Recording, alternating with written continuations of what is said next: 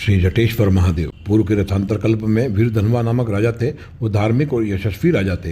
एक बार शिकार खेलने वन में गए तो कई मृगों को उन्होंने वध किया। उसी वन में मुनि संवर्त के 5 पुत्र प्रायश्चित स्वरूप मृग रूप में विराजित थे। उन 5 के गोद में मृग शिशु मृत हो गए थे, तो वो प्रायश्चित स्वरूप वो 5 वर्ष के लिए मृग रूप में घूम रहे थे। और राजा उधर शिकार खेलते हुए आया और उसने उन 5 को मृग समझकर अपने तीर से भेद दिया और 5 मारे गए। राजा निकट जाकर उन 5 ब्राह्मण कुमारों को मृत देखकर बहुत दुखी होता है और वो कांपते हुए महर्षि देवरात के आश्रम में जाता है और उनसे कहता है कि मुझसे ब्रह्म हत्या का पाप हो गया है। तब मुनि देवरात राजा से कहते हैं कि हे देव भगवान जनार्दन तुम्हारा पाप से उद्धार करेंगे।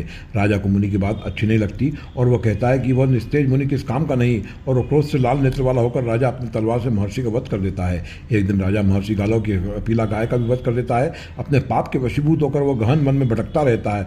जब थक हार कर वह एक जगह सो जाता है तभी लुटेरों का एक गिरोह उसे मारने के लिए आता है, लेकिन तभी उसके शरीर से एक देवी निकलकर उन सभी लुटेरों को मार देती है। राजा सोकर उठता है तब अपने आसपास म्लेच्छ लुटेरों के मरे हुए शरीर को देखकर बड़ा आश्चर्य करता है और तभी वो वामदेव ऋषि के आश्रम में जाता है और उनसे पूछता है कि मैंने ब्रह्म हत्या की है, गौ हत्या की है, मेरे पापों को प्रायश्चित कैसे होगा। तब वामदेव मुनि ध्यान करके देखते हैं और राजा से कहते हैं कि हे राजन, पिछले जन्म में तुमने अनेकों बाघों की हिंसा करके आमलकी एकादशी तिथि की रात्रि में आमलकी वृक्ष के नीचे जागरण किया था। उस दिन कुछ लोग वहाँ पूजा कर रहे थे, तुमने उनको पूजा करते हुए देखते हुए बगैर इच्छा के जागरण तथा उपवास किया था। इसी के प्रभाव से तुम महाबली राजा हो गए। उस दिन तुम जब गहन जंगल में सो रहे थे तब म्लेच्छ लुटेरे तुम्हारा वध करने के लिए आते हैं, तब देवी तुम्हारी प्राण रक्षा करती है। उन सभी लुटेरों को देवी वध कर देती है। तुमने अपने पूर्व के कर्मों से ब्रह्म हत्याग्रस्त हुए हो। यह सब मैं योग बल से जान गया हूँ और अब मैं तुम्हारे प्रायश्चित का उपाय तुम्हें बताता हूँ। तुम महाकाल बन जाओ, जहाँ पर देव जगत बंदनी श्री जटेश्वर लिंग रूप में विराजमान है।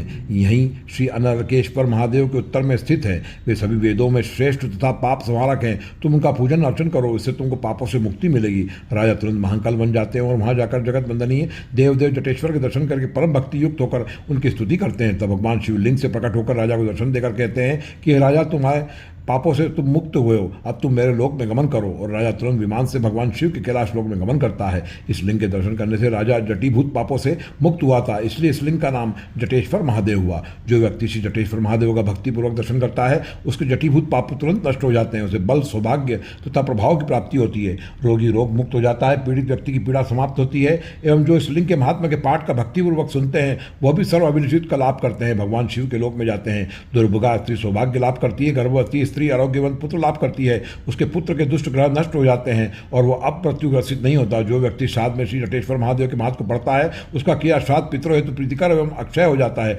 वर्तमान में यह लिंग उज्जैन के ऋषि तलाई गया कोठा पर नया शिखर पर स्थित है।